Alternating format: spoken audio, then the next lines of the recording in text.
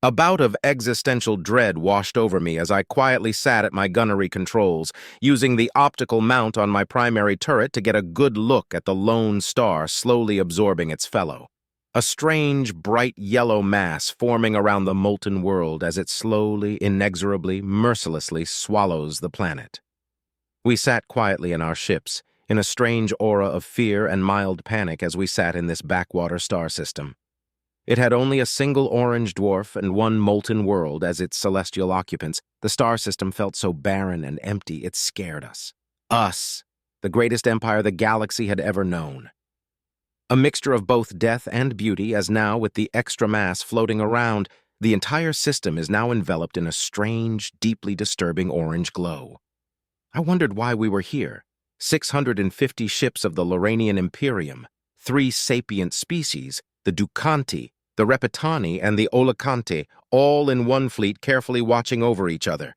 In the center of the formation were our flagships, 3 brilliantly beautiful beasts of 500-meter-length war machines, each one resplendent in gold, blue, and silver as are our colors, each one carrying the equivalent firepower of a dozen battleships surrounding it.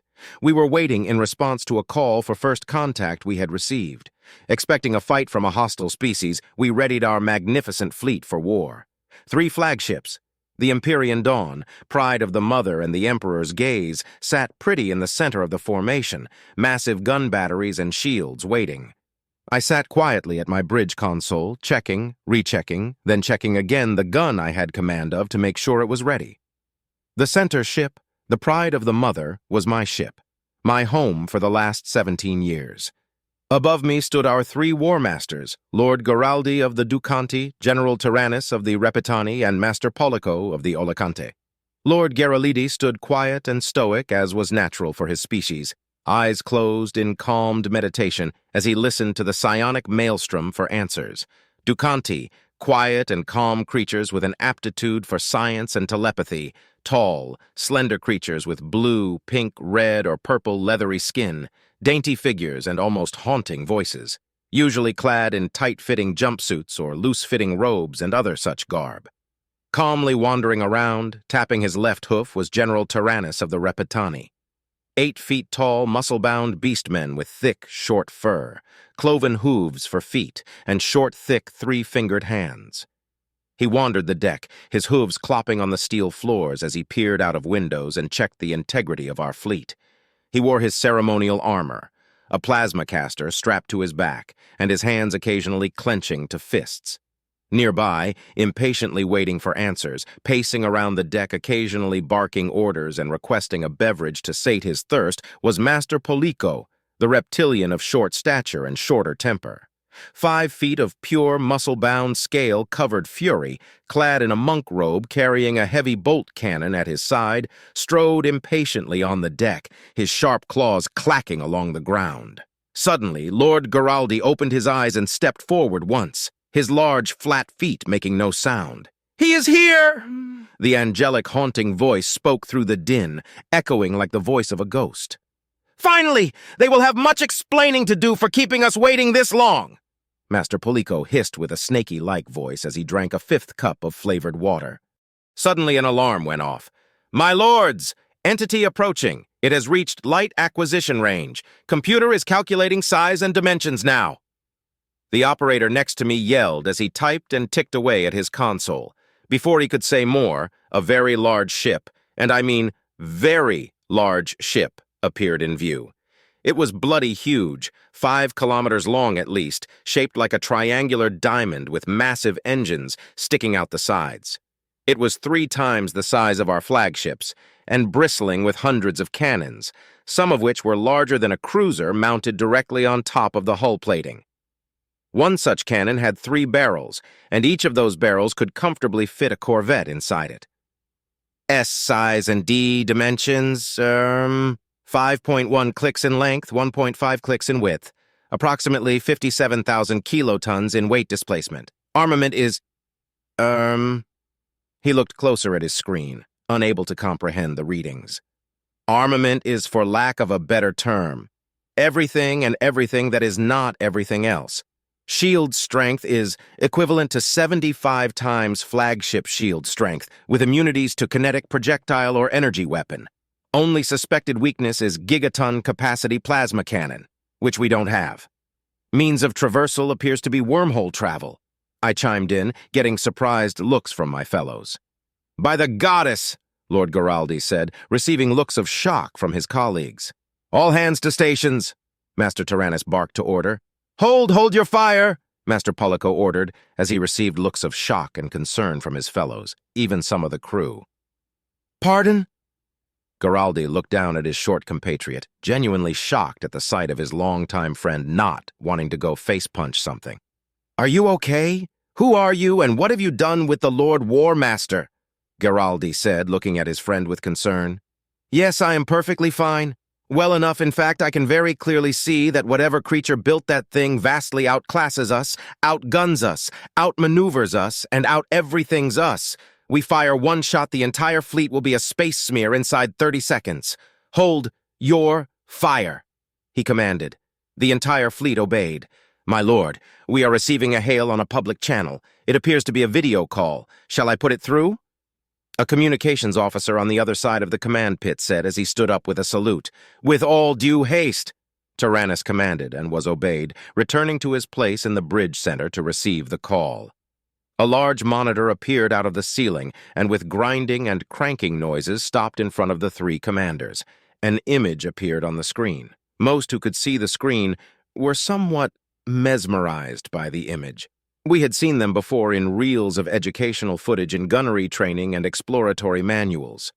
It was a human, front-facing eyes of a merciless predator, flabby short face with those haunting, big, round eyes, a small tuft of fur or hair atop his head, and 2 long arms with 5 fingers, comfortably sitting in a chair that had various tubes and wires attached to it. A human? I said quietly to myself. The guy sitting next to me heard this and looked up, his mouth suddenly agape at the sight. This is Lord General Pollico of the Loranian Imperium. State your business. He looked at us, blinking his eyelids, and his mouth was moving as if he was in the middle of eating. I could see those teeth, and yes, predators' teeth indeed, sent a shiver through me. He moved around with one arm and retrieved a data pad. He looked at the pad, then at us. Then the pad, then again us.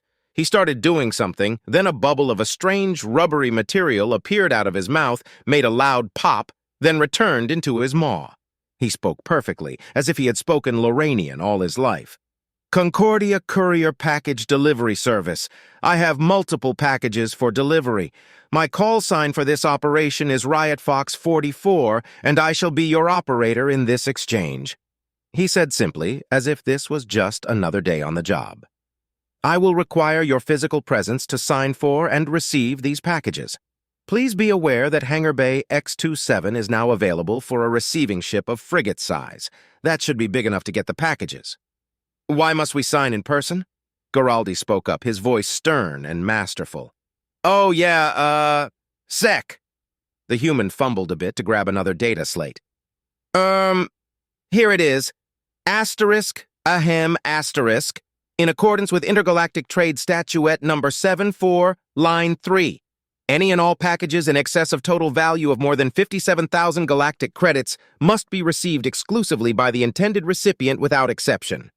Ordinance 74 states that this direct operation is to ensure safety and security of packages and ensure that the intended recipient receives the package at any cost, and to guarantee no form of identity theft is being used to engage in unlawful or illegal activity. He looked at us, continuing to masticate his apparently unending meal. Our leaders looked at each other as if completely gobsmacked by the circumstances. All 3 of us? Pollico asked, his brow raised. Packages are as follows. 5 packages for 1 War Master Pollico, 7 for War Master Giraldi, 3 for War Master Tyrannus, and 1 large package marked for all 3 of you. He blew another bubble, making it pop again. Shipmaster, send for the tribulation. It has the largest cargo space. Tell it to dock and ferry us over, Lord Tyrannus stated, and began to walk towards the docking port. Just wait near the hangar bay. Park so you are side on. The autodock system will handle the rest. I will be waiting. Please don't dawdle, I'm on a tight schedule. He said, smiled, and closed the call. Rendisi.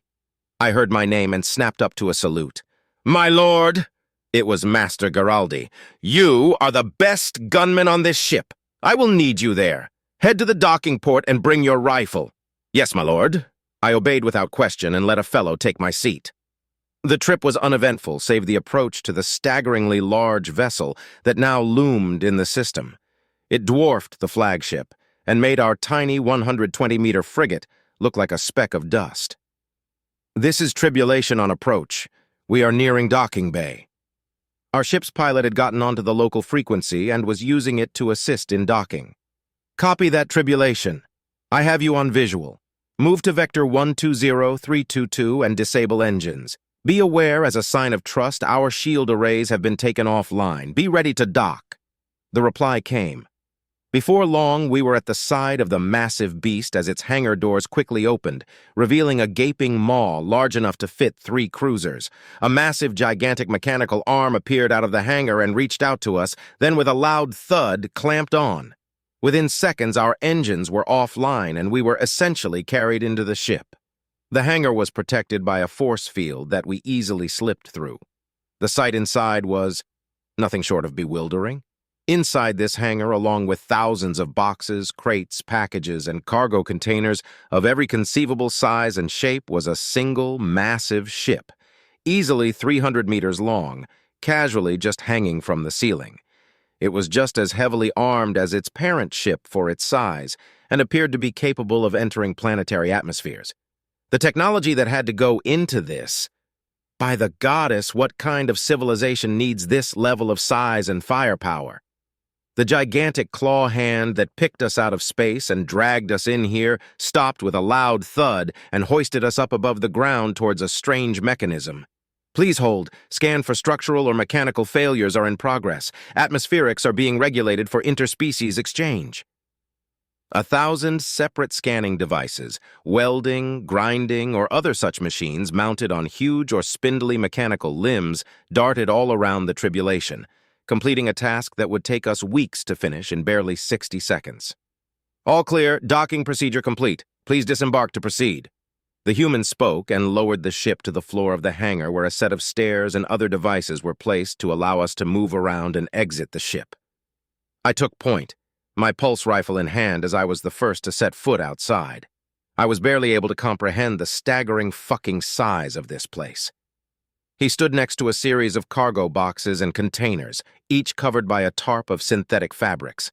I stood guard, as I was supposed to, as my war masters descended the stairs. Neither we nor anyone knew what to really make of all this. This place was fucking massive. The tech and effort involved must have been beyond imagining. Okay, the human said, stretching himself out. For War Master Garaldi, this one, that one, and those 4 there. He pointed to 7 small but secured boxes, each one with a coded lock on them. He handed a data pad to Garaldi. Print full name here, signature over there, and initials here, he said as he pointed to 4 spots on the data pad. For War Master Tyrannus, those 2 there and that one. He pointed to 3 packages, a large cargo container and 2 small boxes of wood-like material. And for War Master Polico, those 3 there. Sign as directed, please. He uncovered a large crate and 2 smaller crates, one of which was code-locked.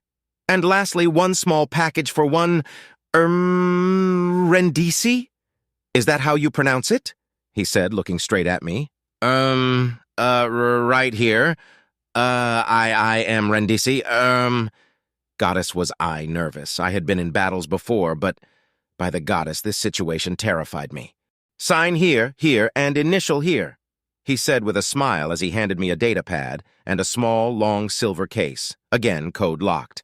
I signed as ordered and handed him back his data pad. He gave us all small, computerized devices no bigger than a finger. Here you are. These are for your records. Data sticks, they just have a copy of the transport record and signatures. Thank you, I said, seeing what the device was. Okay, let me see. Code lock procedures, where did I put that damn thing? Aha. Thought it was there. He ruffled through his pockets and picked up a device that beeped from a pack or carrying case made of fabric he carried on his back and pushed buttons on it. Simultaneously, all of the locked cases we were given opened, and only ours. In the case I was given was a pulse rifle just like my previous one, only this one was ornate, gilded, every single part ND component handmade and expertly customized. Wow. That was all I could manage. Everyone went through their gifts, focusing crystals of unrivaled quality, data slates and codexes documenting the species of every galaxy, records of civilizations with millions of hours of video and movie collections from every culture imaginable, records of archaeological digs, readings of anomalous items or planets, coordinates to paradise worlds and possible sapient species, and reports on exogalactic threats, past, present, or future. I had been given a custom pulse rifle. My leaders had been given the keys to the galaxy. Oh yeah, I nearly forgot. 1 sec, please. Where is AH? There it is. He pushed some more buttons and a new box appeared. He opened it and handed us a small portable computer device with a built-in monitor that flipped open. This laptop here can directly connect you to our purchasing catalog. Any device, any service, any goods, anything, anytime, anywhere. You want it, buy it, sell it, trade it, using that terminal right there. We're not just couriers. We're a full-on sales house, too. Anything you could ask for, within the bounds of laws and regulations, of course. You want it, we sell it. Oh? Really? Say, I wanted to buy that ship right there. I can trade resources and buy it? I asked him as my leaders began to browse the catalog. Yep, pretty much. The ship up there is essentially being used for spare parts right now and can't really fly, but here, let me show you. He moved over and pushed a few buttons on the laptop. The ship catalog showed up. Please note that Concordia Couriers ships cannot be purchased or sold by anyone for any reason through us or by us. We will never, ever, ever give you our tech. If someone tells you they are selling our tech, they are lying, and you should shoot them. The ships available have been assembled through means of basic technology cataloging across thousands of civilizations and are essentially bare-bones shells for you to change or modify as needed. They are there merely as a standardized design template to assist in expansion or otherwise for emergencies. That's why they are, in fact, cheap as dirt. We marveled for a while. We just browsed and browsed and browsed. There were billions of items, some of which we never even knew existed or could exist available for purchase, with some items, of course, having prices closer to extortion or robbery. Considering these products were things like portable black hole launcher or ecological terraforming accelerators, I have to say I was not surprised. I had one burning question. So, once we purchase something, we can do whatever we want with it, including reverse engineer it to make our own. Yep, commercial trade licenses and public visibility laws all say yes. Anything we sell is considered in the public common and may be traded and used freely by the public for any reason. Any product you don't want getting out, you can simply put a copyright order on it and nobody will be allowed or even able to reverse engineer it, he said, giving us a datapad with a copyright licensing agreement. I thought for a few moments. A thought crossed my mind. We have a problem with each of our homeworlds, a specific issue with mining a very rare resource we need to create our ship hulls. We have plenty of it, but the process of actually mining and processing it is stupidly hard. Have any solutions for sale? My lords looked at me, shocked by my audacity. Yep, need a sample of material and I can point you in the right direction. Oh, that's easy. Just scan the hull of the Tribulation, I replied, pointing at the front end of the frigate. No sooner had I said this, a beam of energy began to sweep over the ship's nose. Ooh, I see. Tungsten and chromium alloy. Oh yeah, I know that material well. Most of the ships we prefab are made of that stuff. It's easy. Here, he said, taking the laptop and putting in a query. There, that one. That should suit your needs nicely. I have 10 of them in stock right now, actually. What does it do? It looks complex and big. Master Polico spoke up, looking at the offered device. It is a mobile refining platform around the size of a small 3-story building, controlled by one pilot that uses a plasma-based mining laser to strip ore and valuable materials directly from any target.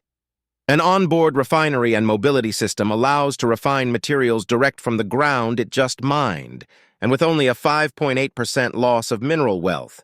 Considering normal refining processes lose up to 30% of resources during mining, with pollutants as a side, it's one of the best mining units we've ever built. Expensive and protected by a copyright device, he said and showed us a readout of its specs. What exactly does this copyright device do? Master Polico asked, his brow raised. Well, if you attempt to tamper with it or change it or try to reverse engineer it, the copy protection device will cause a small cascade wormhole to appear and crush the device into a tiny ball the size of a small insect. You can engage in repairs and maintenance, but if you tamper with the device in an illegal manner, it will squish itself into a tiny ball of metal. He replied, supplying small token from his pocket to allow us to scale the size. Well, that's reassuring. War Master Tyrannus finally spoke up from his gobsmacked state. It's okay, the user manual each one comes with tells you what you can or cannot do, and each machine has a warranty. If it breaks before its warranty expires, we will automatically send you a brand new one and retrieve the old one for recycling for no additional charge. He beamed a smile at us and waited for a response. How much is one of our cruisers worth? Master Giraldi spoke up. The others, even I, stood shocked at the sheer concept of this. Let me do a scan, sec.